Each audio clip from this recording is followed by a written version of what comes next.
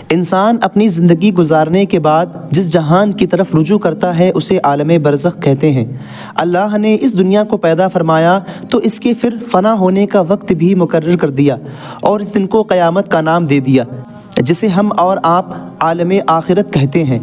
اور پھر اللہ نے اس جہان کو پیدا فرمایا جس میں ہم اور آپ زندگی بسر کرتے ہیں، اس کو عالم دنیا کہتے ہیں۔ اور انسان پیدا ہونے والا ہوتا ہے تو اس سے پہلے اللہ اس کی روح کو پیدا فرماتا ہے، اور جس جہان میں وہ روحیں رہتی ہیں اس کو عالم ارواح کہتے ہیں۔ روحوں کی دنیا سے اس دنیا تک آنے کا ذریعہ ماں باپ ہوتے ہیں، اور اس دنیا سے عالم برزخ تک کا سفر موت ہے، اور عالم برزخ سے عالم آخرت تک کا ذریعہ سور ہے جو حضرت اسرافیل علیہ السلام پھونکیں گے۔ لیکن ہماری اس ویڈیو کا ٹاپک عالم برزخ ہے۔ عالم کے معنی جہان یا یونیورس کو کہتے ہیں، اور برزخ کے معنی پردہ کے ہوتے ہیں۔ حدیث شریف میں ہے کہ ایک روز ایک یہودہ عورت حضرت عائشہ صدیقہ رضی اللہ تعالی عنہا کے پاس حاضر ہوئی اور عرض کرنے لگی، اے عائشہ، تجھے چاہیے کہ تو اللہ سے قبر کی پناہ مانگے۔ لیکن حضرت عائشہ صدیقہ نے اس کی بات نہ مانی۔ آپ سمجھتی تھیں کہ قبر میں عذاب مسلمانوں پر نہ ہوگا، اور پھر حضور صلی اللہ علیہ وسلم نے بھی یہودیوں کو جھوٹا کہا۔ تب اللہ کی طرف سے حضور صلی اللہ علیہ وسلم پر یہ وحی نازل ہوئی کہ آپ کو قبر کے عذاب کے بارے میں بتایا گیا، اور پھر اسی دن سورج کو گرہن لگ گیا، اور آپ کے بیٹے سیدنا ابراہیم علیہ السلام کا اس دن انتقال بھی ہو گیا، اور اس دن آپ نے سورج گرہن کی نماز صلاۃ القصب بھی پڑھائی،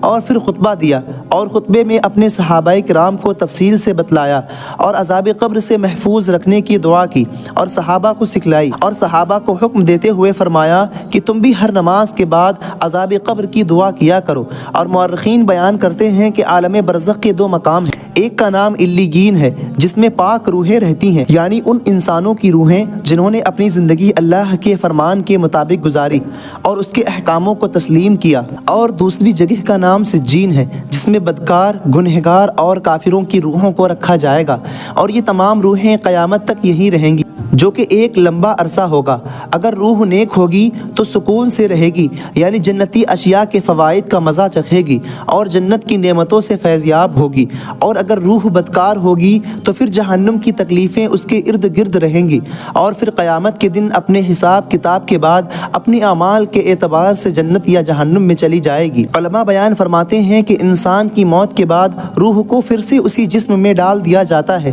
جہاں پر دو فرشتے منکر اور نکیر سوال و جواب کریں گے۔ اگر سوالوں کے جواب ٹھیک رہے تو آسمان کی جانب سے ندا آتی ہے، میرے بندے نے ٹھیک کہا، اور اس کے لیے جنتی بچھونا بچھا دو، اور اس کی قبر کو کشادہ کر دو، اور جنت کی کھڑکیاں کھول دو تاکہ یہ اس سے خوشبو اور اس کی ہوا کو پاتا رہے۔ اور اگر اس کے سوالوں کے جواب صحیح نہ ہو تو قبر میں اس کے لیے جہنم کا بچھونا بچھا دیا جاتا ہے۔ جہنم کی گرمی اسے ہر وقت محسوس ہوتی رہتی ہے،